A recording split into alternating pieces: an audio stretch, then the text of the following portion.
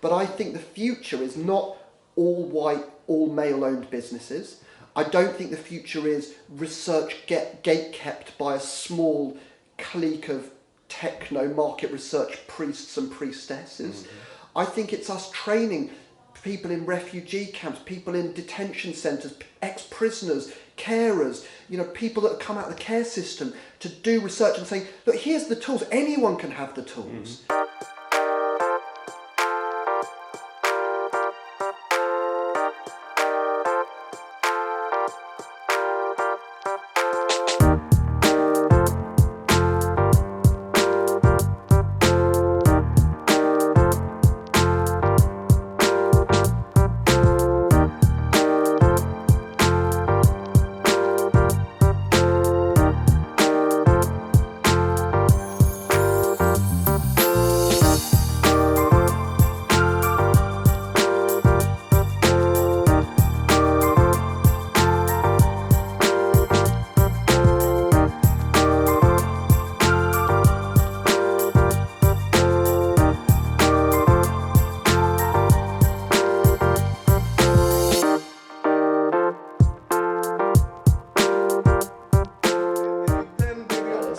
So guys, I am here with Patrick Olszowski, Outrageous Insight. Thank you so much for having us. We're in lovely Brighton. Thank you for coming, Theo. Really, really lovely to see you, to meet your awesome crew. Hey, thank you so much. And we're delighted to welcome you down here in Brighton. Yeah, it's lovely. It's lovely. And this place is wicked as well. It feels like out of a movie. We feel like we're sort of Dickensian insight researchers on a mission to change the world. I'm expecting where's the the cigar, the cognac, all of that sort of thing. What, if I pull back this flower pot, what will happen is basically this entire thing behind me will open up, and there'll be some hidden things in there that basically it'll be like the League of Extraordinary Insight Researchers or something. I mean, that would be the way to go for it, wouldn't it? If we're going to do that, we'll do it off film though. No, definitely not. We need to do it on film and then use it as a way to recruit more people to our revolution. So look, Patrick, I want to know about how you got into research. This show is all about trying to showcase cool stories and just show that, market research is more than just boring old farts on clipboards. So tell me, how did you find it? What was you doing before you got into research? Tell me a little bit about your journey. Absolutely. Well, I grew up in a very small village. It was such a small village. The only thing that was in there was one pub, right? And it didn't have a bus. You'd have to walk for 4 miles to get to the nearest sort of little town. It was literally very, very rural down in Kent. And me and my friends were basically great friends with the owner or the daughter of the owner of the local village pub. And basically we would go up there, hang out all the time, steal snacks from behind the bar. Usually pork scratchings or scampi fries were my favourite to steal. I can't stand. I know, both disgusting. Disgusting. Both disgusting crisps in retrospect. But anyway, the brewery tried to shut this pub down, and basically all of the residents of this little sort of hamlet, only about 100 of us, all rallied together, and we eventually managed to save the pub. And it was one of those experiences that really was so formative in my life, because what happened was, somebody had worked for the BBC and managed to get a 4-part documentary commissioned about the decline of the village pub, for example. Wow. Another person found a rare pair of nesting birds in the eaves of this pub and sort of said, this can't be demolished, it can't be turned into flats because these birds are there. And that kind of started me on this belief that basically people can change the world, but not everyone has the platform, the privilege, or the sort of tools to do it. And so I spent most of my career working for charities here in the UK, mostly around health and sort of social care, so Mencap, Great Ormond Street, others like that. And research was always, from a sort of in-house perspective, a key tool and tactic that I used. And so eventually I got to be a director of a charity. I realised I hated being a director of a charity when I became a director of a charity, which I could talk at length about, but I won't bore you with. No, I would like to dive into that a little bit. Just what, you don't have to say names or, throw anyone under the bus, but what was it about We'll save that for the offcuts. But what was it about the charity sector that you weren't satisfied with? I think that the main reason, I mean, there were some family things that were going on at the time. New dad, Southern Rail crisis, all the sort of stuff that makes life like just both wonderful and in the Southern Rail crisis like impossible. Like commuting to London with a 4 or 5 hour daily commute, just horrific. But the main reason actually was that I just wasn't emotionally ready for leadership. I've not actually done that deep work to look at my upbringing, to look at the formative experiences of my life and make sense of those. And so a lot of my reactions and sort of behaviours were just not what you need to be a leader who has to put others first rather than to put themselves first. That's really interesting. And so, I had this job for 6 months. I worked a 3-month notice period. I left. I didn't know what the hell I was going to do. I didn't have a fallback. I was basically totally at a loss. And I basically started doing some interim jobs, again in the charity sector, leading sort of campaigns and policy teams. But it didn't really solve the core issue. And the core issue was I was a bit unhappy. And so, now 4 years on, weekly psychotherapy for the last 4 years. And I feel like it's been life-saving, actually. It's really turned my life around and helped me make sense of a lot of things that were not harder or worse than others, but which were still very hard to deal with. And now I feel really ready as a father, as a husband, as a business owner to really kick on and use insight research to change the world. So much to unpack. I love that. A few things that stood out, like, the therapy. So we did a podcast with James Pickles. Yeah. That was one of the ones that was meant to be 20 minutes, ended up being like nearly 2 hour feature film. Yeah. But so much of what he said, it was just like aha moments. And one of them was the fact that people tend to look at things like therapy only when, they're in crisis. It's like, I better get some therapy. Whereas what you said, weekly therapy, that's how it should be really, It's like, it's maintaining. You wouldn't go to the gym only once when you notice that you're looking a bit podgy. I would. And then I basically, do. But you get what I'm saying. In the theory, doesn't make sense. But the other, like what you said about, finding yourself and then eventually finding, so like what you said about the leadership part. Maybe you can tell me a little bit more about that. Like, what was it about leadership that you weren't ready for that you now think that you are ready for? Yeah.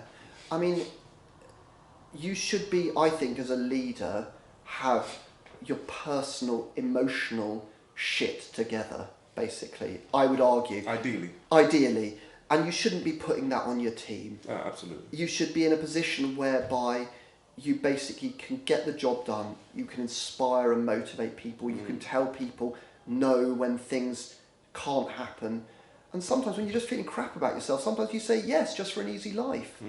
And actually, I needed to go through what was actually a really terrible way to spend time and money of weekly therapy. Like, I mean, there were weeks where I'd just be like, I hate this. I'd call up the therapist on Sunday night and be like, hey, I'm not coming on Monday. And the therapist would be like, yeah, see you tomorrow, loser. You're going to be here 9 a.m. or I'm going to hunt you down. Like, yeah, she was brilliant. And she knew that basically it was or if I was, flirting, or if I was trying to make a joke of something, it would be trying to push things away. And I think so much of it is being able to just say, look, this is what I genuinely believe. I'm happy to debate the policies and I'm happy to basically just deal with my own stuff outside of work. But because I've done that work on myself, I'm able to then support others to unleash their awesome, which is something that I think we both agree on is kind of critical. And in the market research world, we still have a world that is still far too narrow in a lot of the ways in which it's actually thinking about, life's very rich and varied tapestry. And I'd love to, again, chat more about that with you, because I know it's something that we both feel is pretty important. Absolutely agree. I think there's so much more that the market research industry can do in terms of like the work that we do, but also how we present that work and the people who do that work, This could be, we've got the potential to have real world thought leaders, not just people in the industry who are known because they did a little project, you know. I want to, so like, what I love about you, Patrick, is you're kind of... Have we already moved to love, Theo? I mean, I feel like this is only the first time we've met in life. You're moving quite fast, you know. Next time it's going to be like a, you know... Okay, maybe let's go... You say you have strong feelings. What I adore... Okay. I'm getting the chills, you know. What makes me so enamoured by you? Thank you. I'm trying to be as good with words as you are, because you are a master. I'm a tricky bastard to pin down, is what you're saying.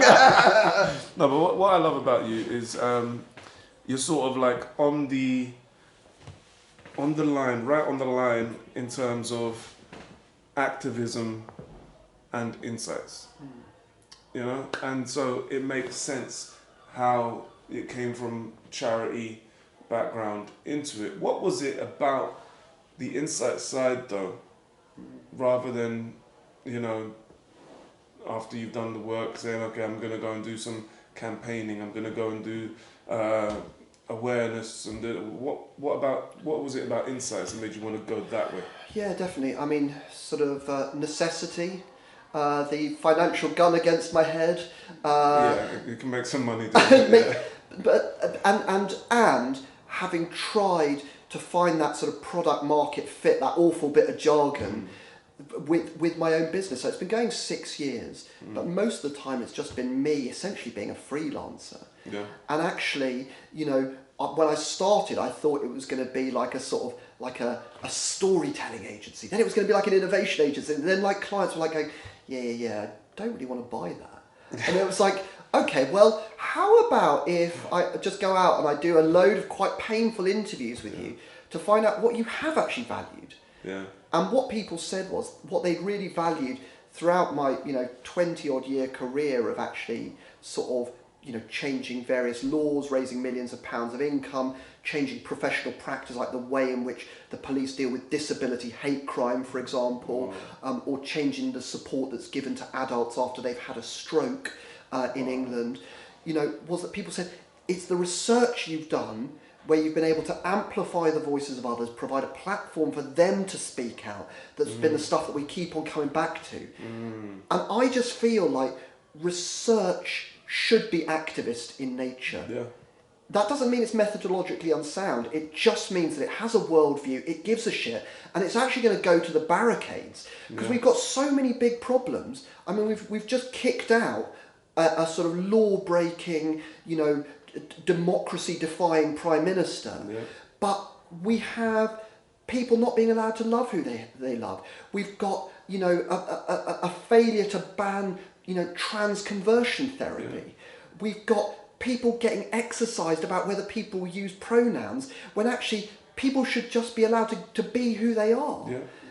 And we've got big problems in this country, and I don't like the wedge issues, and I think insight research, my sort of vision is, let's train everyone to use insight research. Let's take these tools out of the hands of the gatekeepers.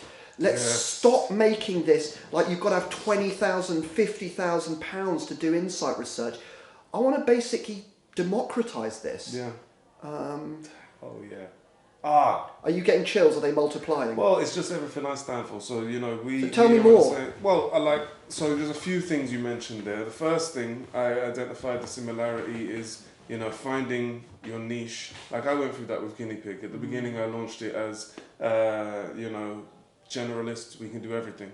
And we can still do everything in terms of field work. If you need people who eat yogurts, you need bankers, we can still do all of that. Can you do bankers who eat yogurts? I probably could do bankers who eat yogurts as well. Love that sort of like, intersectionality. But what I found is that, sure, but everyone does that. So what makes you stand out? And what we kept on hearing is, and it's also in relation to my involvement with Colour of Research as well, and putting myself out there and talking about the things that matter to me, is that people were really interested in the diversity aspect of it, being able to find ethnic minorities and LGBTQIA+, all of the different sort of marginalised groups. That was something that no one else is really focused on. So you go where the market is pulling you, right? If you're smart, you know, it's just so die on a hill that is like no one's there. No. You know. Well, it's interesting you should say that, because I mean, for us, you know, we think that the future is about training non-researchers to do insight research. This is it, and this is what you were saying afterwards, which I love, because you know, for far too long, and now we've got things that are coming in place like the MRS apprenticeship scheme, which is a new sort of way that people who haven't gone to university and done a master's in psychology and blah blah blah blah can still find their way in, which is great. But there's also this sort of like, I think what would be the word? It's like rebranding of what research is that needs to happen, and that's what I'm trying to do with shows like this, and with everything that we do. Really, is like show people like, hey, actually no, this is the coolest job in the world. I know. It's the world-changing job. Definitely. You know, on all of these issues that we talk about, what do people always go and cite? Statistics. I know. This study said this. This study said that. But who are the researchers? And you know, Exactly. this is the point that you and I have had, you know, a few late night conversations, bearing of the soul, usually over a non-alcoholic whiskey in my case, and a sort of pint of sort of stout and milk maybe in your case. I'm sort of imagining, I'm just sort of dreaming up this weird fantasy where kind of we're both there smoking cigars in a sort of fusty club. But the interesting thing is, it's like, you know, my grandparents were refugees from the Nazis. You know, my grandmother was separated from my grandfather, because he'd been in Amsterdam, he was in shipping, he'd been in Amsterdam when war was declared. He basically took his ships over to the UK and didn't see my grandmother for 3 years. Wow. And she was left for 3 years with 2 boys on the run in occupied Poland. And, you know, she kept them alive. You know, at points they were living above sort of shops that were occupied by the Gestapo, this sort of thing. Jeez. And when I look back at my career, you know, her survival has directly impacted my desire to change the world. You know I look and sound like public school educated white patriarchy, and that is true. But I think the future is not all white, all male owned businesses. I don't think the future is research gate kept by a small clique of techno market research priests and priestesses. I think it's us training people in refugee camps, people in detention centres, ex-prisoners, carers, you know, people that have come out of the care system to do research and saying, look, here's the tools, anyone can have the tools. And actually, let's throw this open so that we can actually fill this world with research, rather than just have it being hoarded like some sort of weird gold by like some sort of, you know... It's that sort of zero-sum game concept that I think that maybe certain people in certain positions might be worried about, something like that, something like what we're talking about happening, you know, because... Revolution. Yeah, it is. It's revolution. It is. I love it. Oh man. So, all right. So talk to me about Outrageous. Some of the, you know, what would you say is like the core offering? I know we've gone over it a little bit, but just for anyone who doesn't know you guys and might be interested, you know, this guy seems like a really cool dude that I would love to work with. What is the offering? What do you guys do? Definitely. So at Outrageous Insight, we're on a mission to change the world faster through explosive insight research. We basically do 2 things. We train teams of non-researchers how to do insight research. So we've got some training offers. And then the second thing we do is we do qualitative research at scale. But our key focus is saying, look, the world is unjust.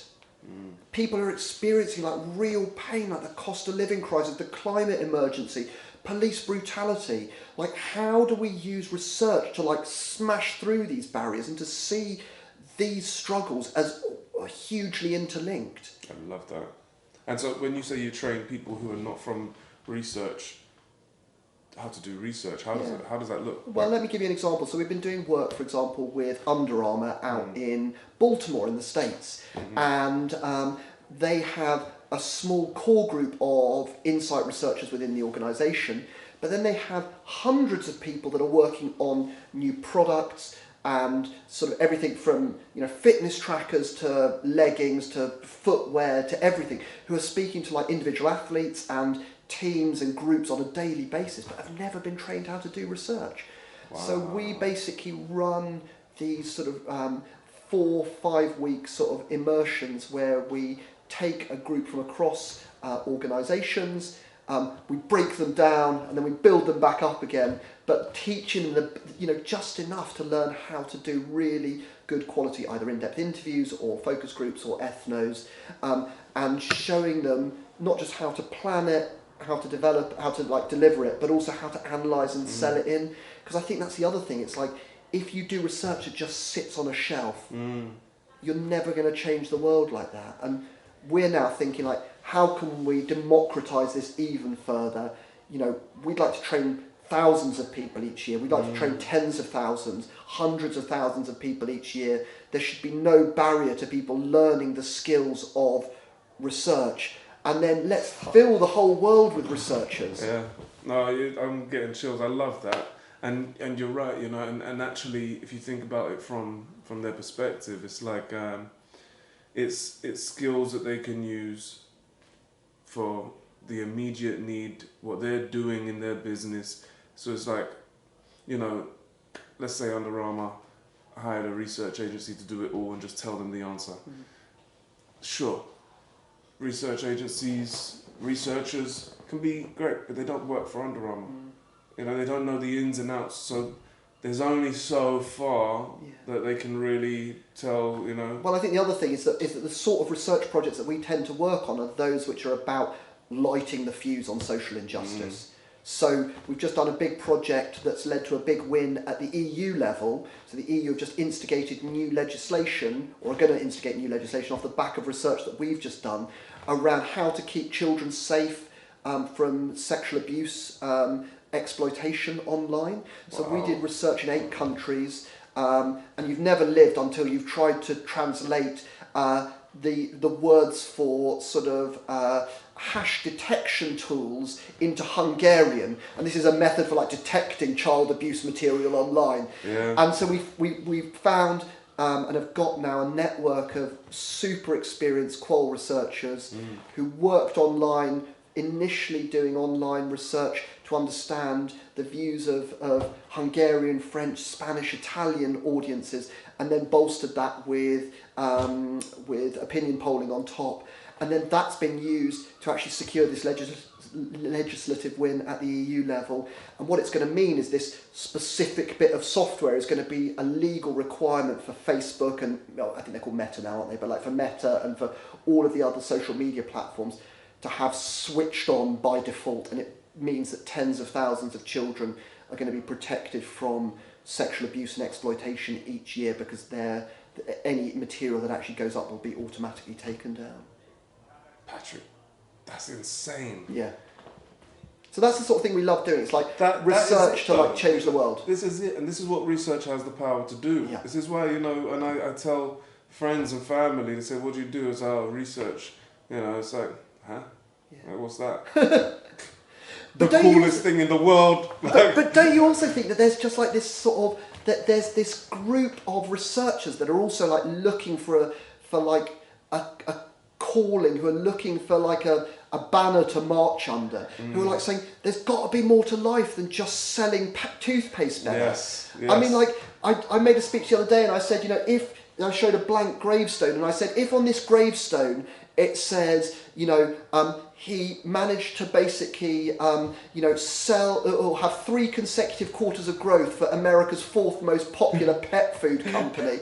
I said, I fucking salute you, because I'm like, that is not going to be the hill I'm going to die on, my friends. And I think people are just crying out for that adventure and for that chance to just live a bigger life through research. Well, that's I think that's a wider phenomenon interest in humans, is that need for meaning and purpose. Definitely. In life. I saw there was some stories. I watch a lot of these sort of motivational videos on YouTube. Sometimes. Can we make one together? I'll try. No, Theo, I'm thinking this is going to be good. We'll edit it. I don't know if I can talk as well as you can. you do the talking, but no, this. As long as you can be the face of it. I've been told I have a face for radio, Theo. So I'll mime it. I'll mime it. Great.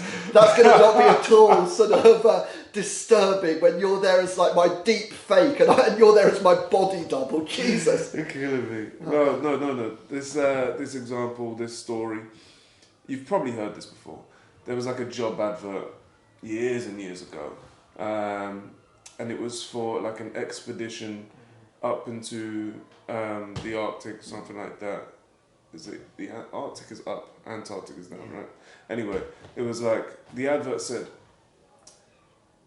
severe risk of death, you probably won't make it back, like low pay, all of this, like literally you're going on a suicide mission, right?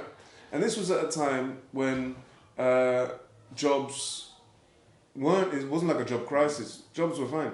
They had queues around the block of people for this job, which is like extreme risk that you're gonna, but just because people want to do something that matters, definitely, and be remembered for something. Yeah, I think all of us, if the way I was brought up, the way I was educated was, you're being educated to basically lead the country, and basically to perpetuate the racist legacy of empire. Essentially, that was what I was brought up to believe. And why do you feel that way? Was that what? Like because in every the household, message in the school, in the not at community, home, but sort of 8 years of private schooling, everything implicitly and explicitly says that, and then you're in a situation that is extremely violent, being schooled by other kids, minimal parental supervision, religious overtones, militaristic overtones, like we were drilled twice a week, once or twice a week in weapons and all this sort of thing as like young kids. Oh, which school was this? Well, it's a Catholic boarding school. Yeah, exactly. God. Summer camps, which are basically, go away and spend time around real soldiers, and actually, that brings you up with an expectation of how the world is, but it's not real. Yeah. And actually, you look at where we are politically now in this country.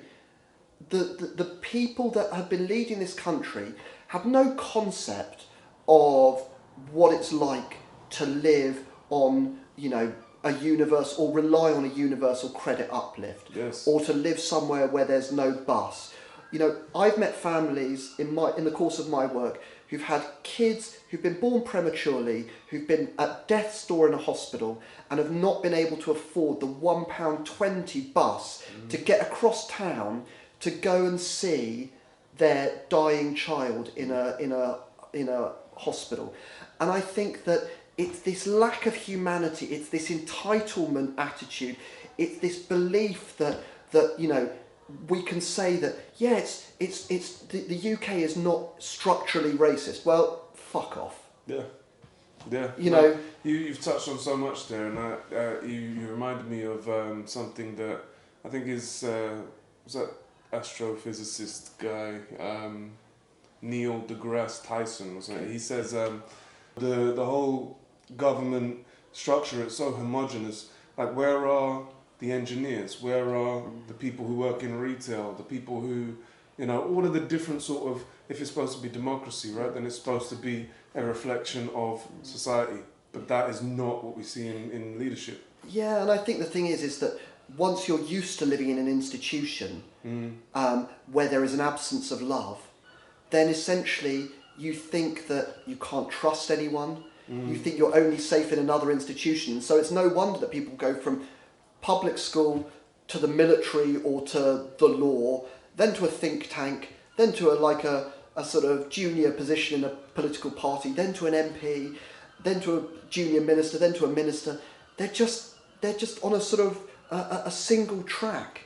I think it's also I back exactly what you're saying, but I think there's an arrogance to it as well. And there's a sort of like,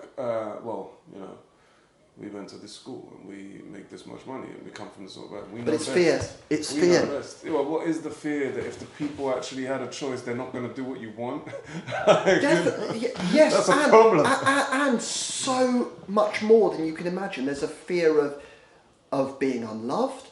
There's a fear of being sort of pushed around by others. There's a fear of being a sort of a traitor to your class. I mean, I even say on my LinkedIn profile, first thing you should know about me is that I'm a traitor to my class. I was born into the 1%, but instead of basically like sort of, going to the trough, I'm basically trying to, blow things up from the inside. Yeah. And actually, it's not been a straightforward path. I'm not saying it's been difficult, but I'm also saying the easy thing is to just follow the herd, keep your head down, do the work, do certain things. But I just can't accept the status quo as it is. I can't accept people going to food banks. I can't accept people being told who they can and can't love. I can't accept colleagues basically being stopped and searched 60 times because of a racist police force. I can't accept restrictions on protest. I can't accept any of these things. And, Desmond Tutu said, if you basically say nothing, in a situation of oppression, you side with the oppressor. Yeah. And, I've been an activist. I've occupied police stations. I've blockaded roads in London with Extinction Rebellion. I've done stuff like that. I'm bloody scared of it. But I believe strongly that unless we have the grit in the oyster of activists, then democracy is often at threat. I agree with you wholeheartedly. And I think research and what we're talking about, bringing people from outside of the industry, outside of that sort of, we talk about prisoners, or ex-prisoners. Or ex-care leavers. Ex-care leavers. Or, just people from different sort of,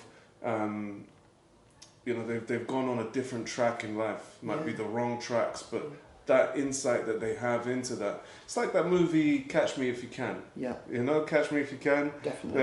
At the end of it, when he eventually gets caught, he goes to jail, whatever. They then hire him. They hire him because who's going to know best than the person who was in it? I know. And I think if we took that sort of approach to all of the different areas that need research, bring them into it. I know. Yeah. But we need to let the shackles slip. And we need to basically acknowledge, and I know we were talking off camera before about sort of, white privilege and feelings of guilt around Britain's racist past, etc., etc. But the reality is, Dr. King was not wrong when he basically said that the biggest, sort of impediment to progress for African Americans, was the sort of inaction of white middle class people. We've got to be up. We've got to speak out. We've got to stand up if our brothers and sisters get arrested. We've got to see the struggle for LGBT rights the same as the struggle for race justice. We can't accept, black women being, 4 times more likely to die in maternity and in childbirth. We can't accept black kids being, just seen as criminals by a racist police system. And it's just. This is the reality of an educational system that is built on the shoulders of slavery and built on the shoulders of a defunct empire that this racist government has been desperate to go back to. Yes, 100%. 100%. Yeah, you're preaching to the choir. I was just, that was a lot, and I agree, absolutely. What would you say is like the biggest difficulties you have? You talked about being a traitor to your class, and how that hasn't been easy actually. That's, and the easy thing would be to go with the flow. In your own life, in your own sort of journey to try and do the things you want to do, and for Outrageous as well, what are the biggest challenges that you face? Wow, that's a question I've never ever thought of actually, and so I'm now going to sort of equivocate for a few. No, I mean, personally, like dealing with the legacy of my upbringing was something that has taken a lot of personal time to do, and actually coming to terms with that, those feelings of just abandonment has been a massive work. But I think as has helped me a lot in my life, personally and professionally. And in terms of outrageous, I would say that the biggest challenges, I think there are two big challenges. One is, how do you grow and grow ethically? Because, you know, we've been pitched projects where the values fit with the client just wasn't there, and where we definitely needed the money, and where we've had to say, you know what, we can't agree with this, and had to turn down sizable amounts of money where basically we'd be there as the human shit shield for the client. So it's like, how do you grow and grow ethically, I think, is one challenge.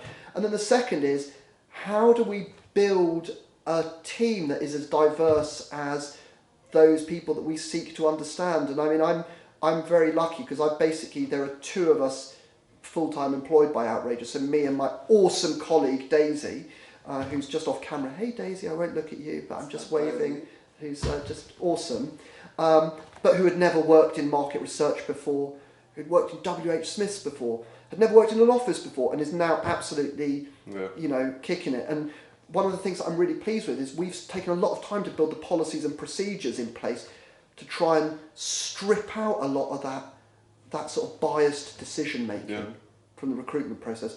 But it's like, how do we find 10 daisies or 100 daisies or 1,000 daisies who at the moment don't even think of themselves as researchers? And how do we fill this world with 1 million activist researchers who get trained for free, who have the tools for free to do research, and then go off and change the world in all these remarkable ways without some middle-class, privately educated white guy telling them what they should and shouldn't research about, you know?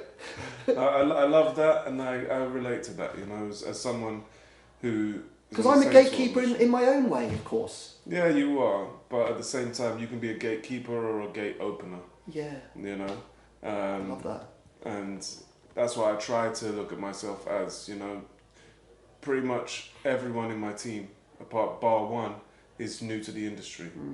Pretty much everyone in my team, bar two, I think there's 3 of us, are female. We're trying to, you know, and it's not actually actively trying.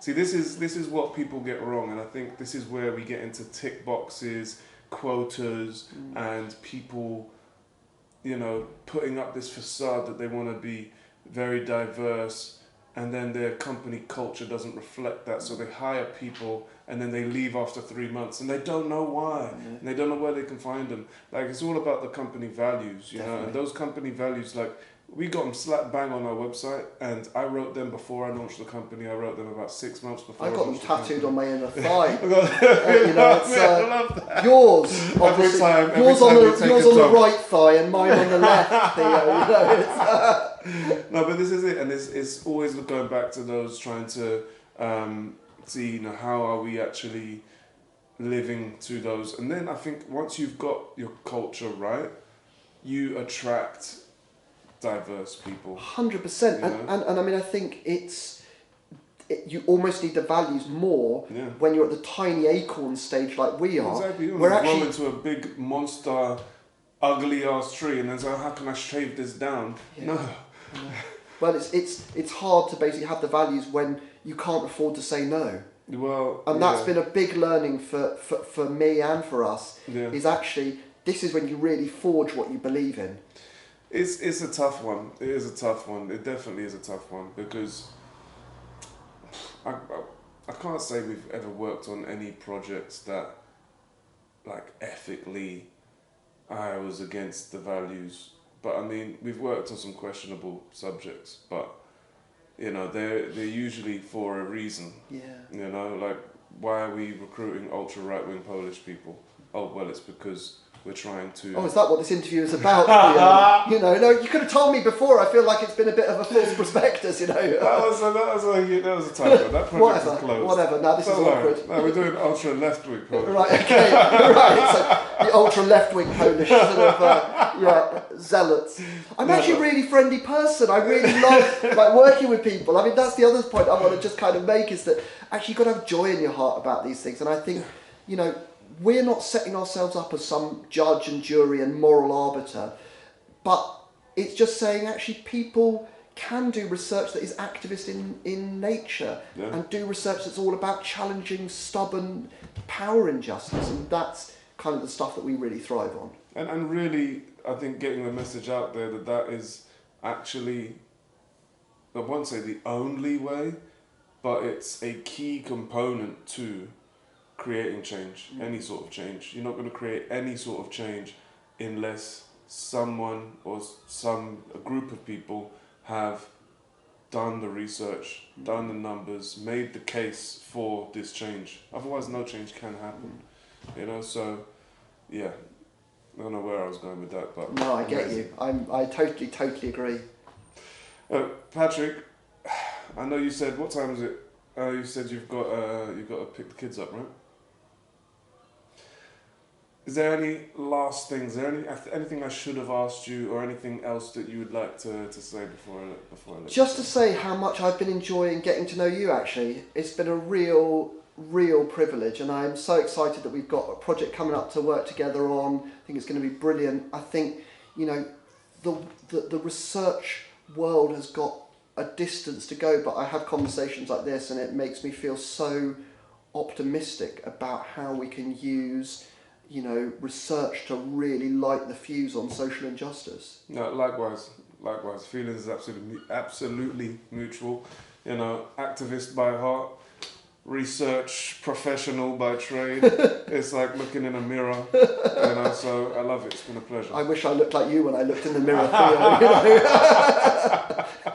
know? maybe less for it's faded. I used to be good looking. That's fine. You know. Well, you know, now you're just fishing for compliments, you know. I'm joking. Patrick, thanks a lot for your time. It's been a real pleasure.